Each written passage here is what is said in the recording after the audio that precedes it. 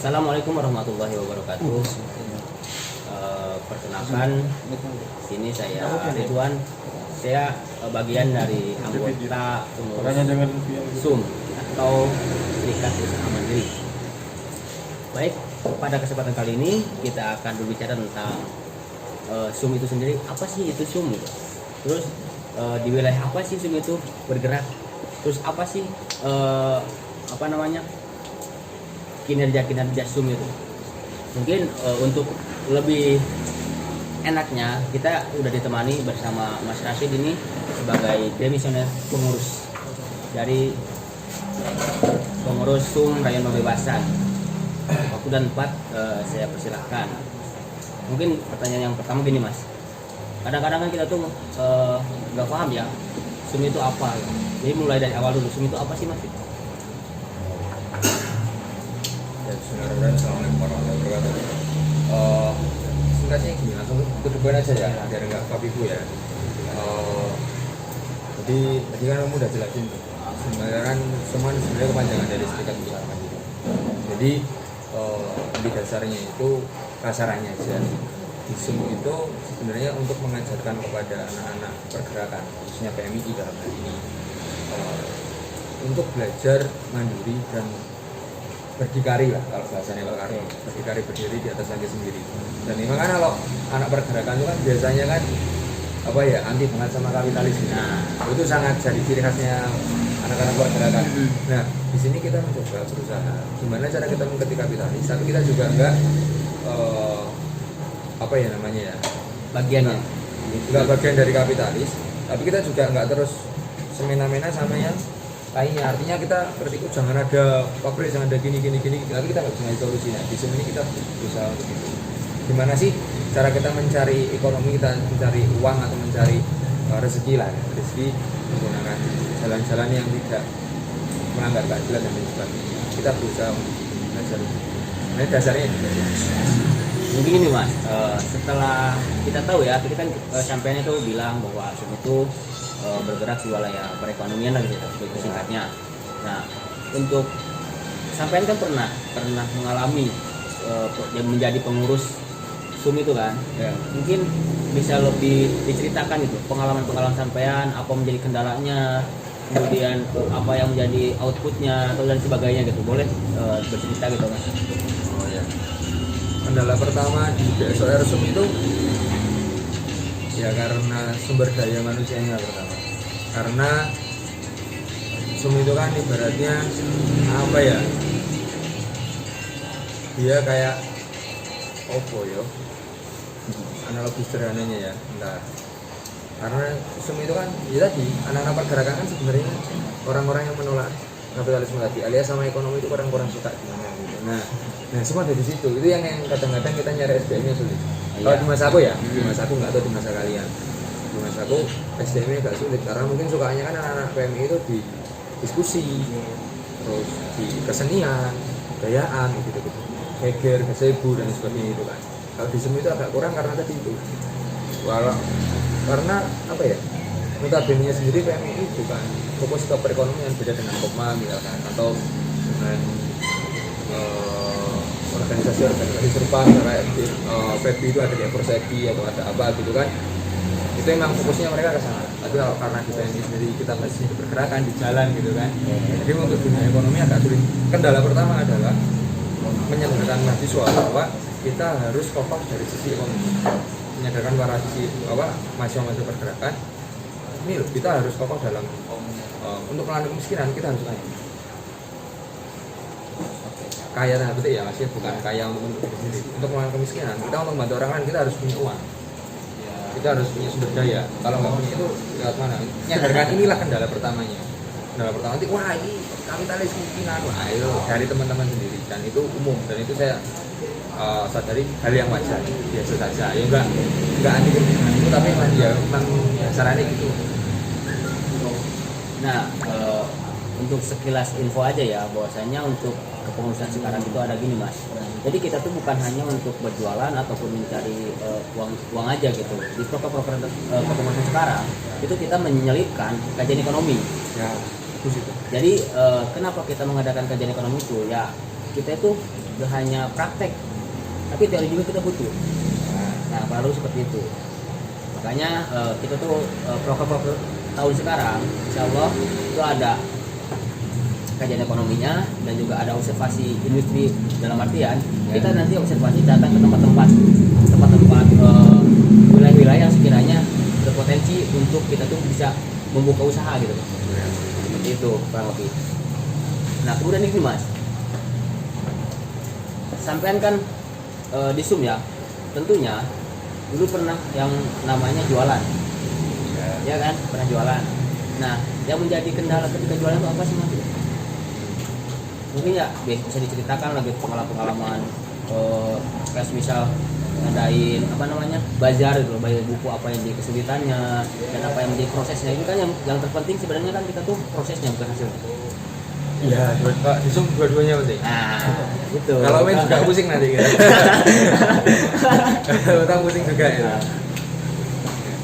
Nah, mungkin bisa diceritakan gitu Mas, sedikit banyaknya gitu loh. Prosesnya gimana, kemudian bisa menghasilkan itu seperti apa sih gitu. Ya. Pertama ya saya mau merespon dulu yang dari jenengan tadi. Ada kajian, ada kajian ekonomi sama ada observasi industri. Kemarin saya juga udah lihat itu kalau playernya pabrik tempe gitu kan, pabrik tempe dan lain sebagainya itu saya sambut positif, bagus banget itu dan tak dukung untuk proker semacam itu, tak dukung, bagus itu. Jadi kamu bisa dulu yang kekurangan apa nggak bisa baca realita itu, nggak bisa ngasih solusi atas realita bahwa anak PMI itu sukanya di sini. Kalau kasih solusi kajian tetap tapi kajian ekonomi itu bagus, itu suatu solusi yang bagus. Jadi kayak melek ekonomi neng yo kita diskusi karena menyesuaikan dengan kultur PMI. Jadi ya itu udah saya dukung maksimal. Nah kemudian observasi industri dia juga harus kamu kembangkan lagi. Kalau bisa memang kamu, kalau perlu ya sekali waktu kamu masuk ke industri kapitalis untuk observasi. Nah itu untuk apa? Untuk kamu tahu sisi kapitalisnya itu ada di sisi mana sih. Jadi enggak semena-mena kita langsung tolak digebiahuyah nih Om Soe. Digebiahuyah itu semuanya, oh ini industrinya punya kapitalis maka semuanya buruk, termasuk GM-nya, general manager sampai nanti karyawan-karyawan ya itu kan buruk hidup dari situ juga itu kan. Tapi tahu oh sisi kapitalisnya itu ada di sini, manajemennya bagian ini dia bagus, bagian ini enggak, yang aku tolak bagian sini, gimana cara ngelola. Nah itu nanti kali waktu memang kalau misalkan bisa sampai naik. Nah tapi kalau enggak apa di ekonomi kerakyatan, misalkan di industri rakyat, industri kecil, UKM datang banyak. Sekali waktu coba observasi marketing sebenarnya. Kamu main ke pasar, nggak usah beli nggak apa, main aja ke pasar. Bawa nama PMI nggak apa, main ke pasar. Salah satu yang tak tawarkan adalah pasar Beringharjo. Ya nanti berlantai 3 nanti banyak kesenian karena kesenian apa sih? Kerajinan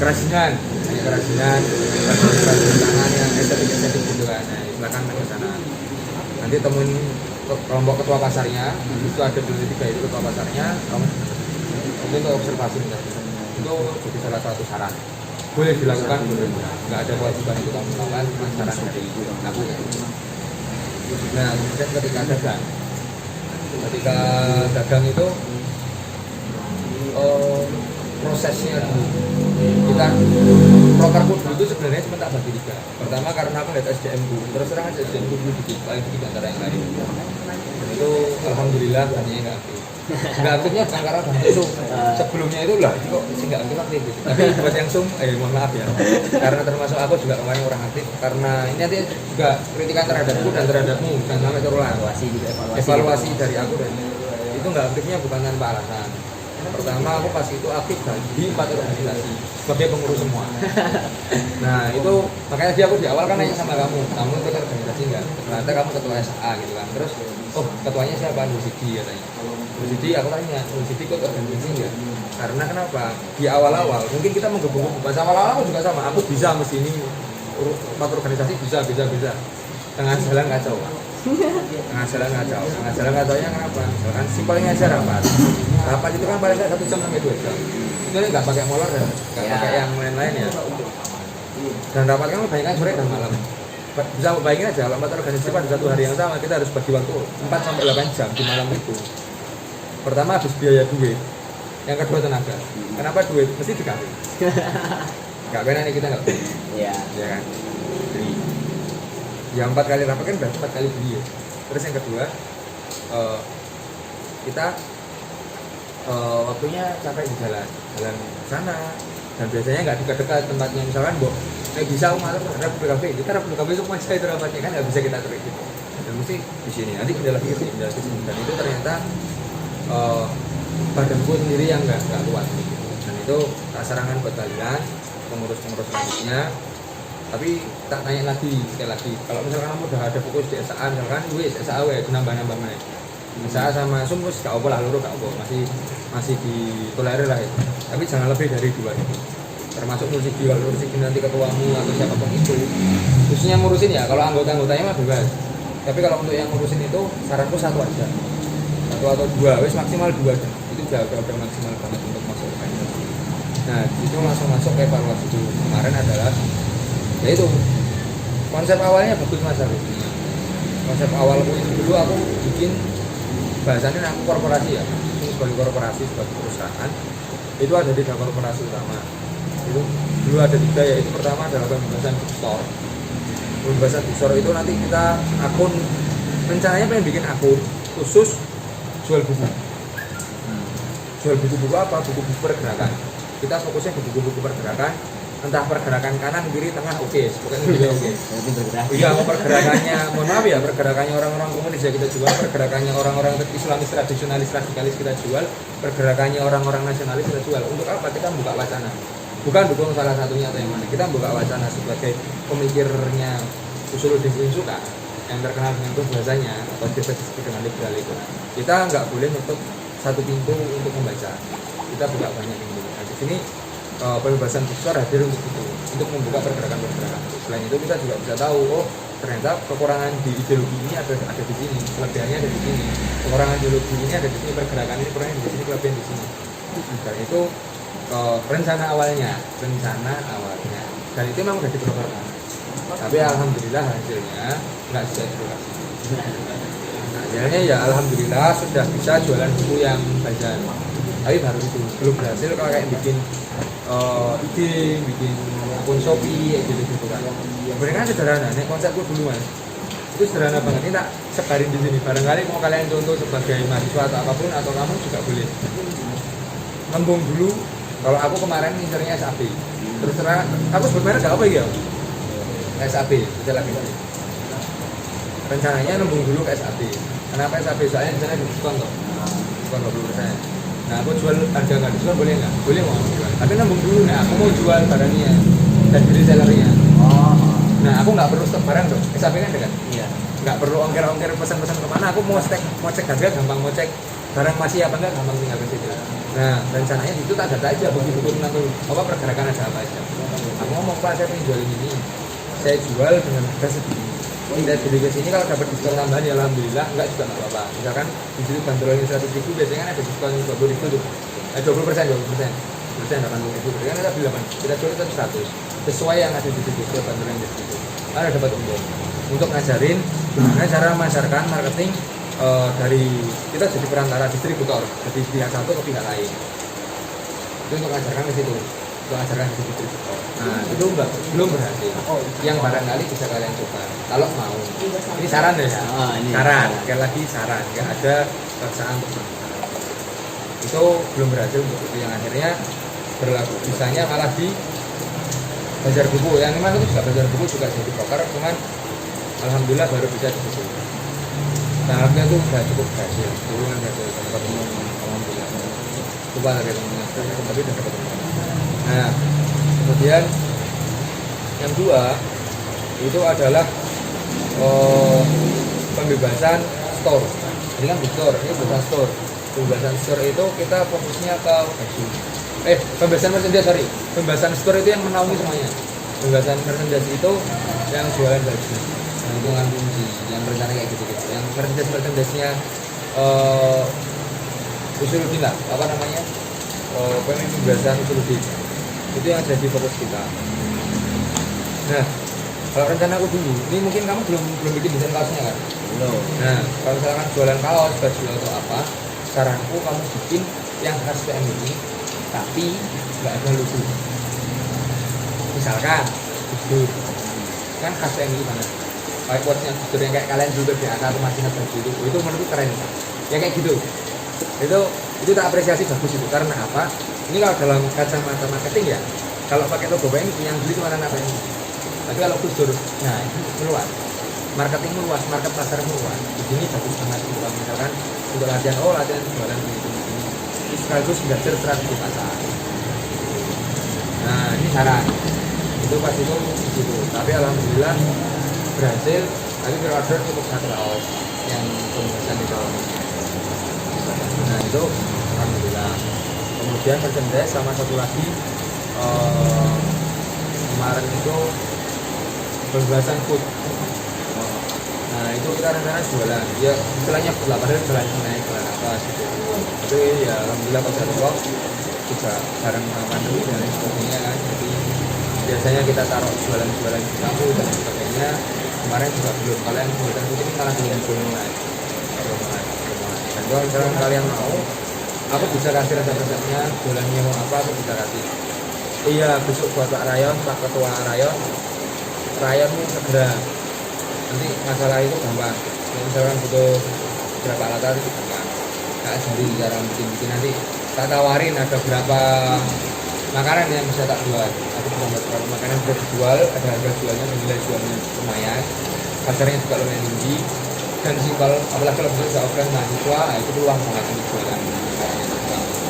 Yang penting ya itu prosesnya alhamdulillah lumayan semua. Dan proses yang paling berat itu ya ketika satu periode itu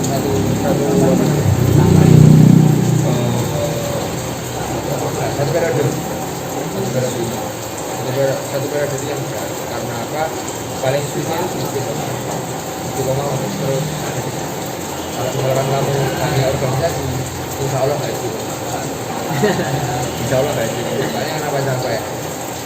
Manusiawi capek nanti. Aku sendiri jadi. Ya itu dulu gitu. Mungkin ya kita banyak banget kita belajar ya dari mulai proses-prosesnya gitu loh. Ini yang kita tekankan gitu loh, tekankan di untuk teman-teman yang nantinya mendaftarkan diri masuk ke SUM, ke dunia SUM, bukan hasilnya, tapi prosesnya itu loh mas, ya kan. Jadi kita bagaimana kita bisa mengetahui strategi pemasaran gimana, kita apa aja yang awalnya nggak punya daya jual menjadi sesuatu yang bisa dijual. Nah itu suatu proses yang kita harus belajar di sana. Mungkin ya nanti teman-teman anggota PMI yang kemarin Bapak ya mas, itu bisa mendaftarkan diri gitu, mendaftarkan diri ke SUM bukan untuk jualan doang, tapi kita tuh belajar semuanya. Apalagi tadi kan Mas Rasid itu bilang kalau emang nanti beliau itu udah siap gitu untuk mengajarkan. Nah makanya kita bisa nanti kita belajar bareng-bareng di hal bagaimana marketing kayak gitunya. Terus di sisi lain kita juga nanti belajar sebuah teori-teorinya, yaitu di kajian ekonominya itu. Dan juga kita nanti, kalau kita kan kadang manusia itu merasakan butak atau mumet gitu loh kalau cuma di tempat itu aja. Nah makanya kita mengadakan observasi itu biar gak mumet amat gitu loh. Ya mungkin itu sih untuk pertanyaan-pertanyaan dari saya tuh ya mas. Mungkin nanti teman-teman anggota kalau misal ada pertanyaan itu bisa dikirim secara pribadi, nanti di pengurus rayon itu kita tampung itu ya. Mungkin gitu aja ya mas ya. Saya ucapkan banyak terima kasih kepada Mas Rasid selaku demisioner dari pengurus SUM pembebasan. Mungkin kurang lebihnya mohon maaf. Wallahul muwaffiq. Wassalamualaikum warahmatullahi wabarakatuh. Terima kasih mas.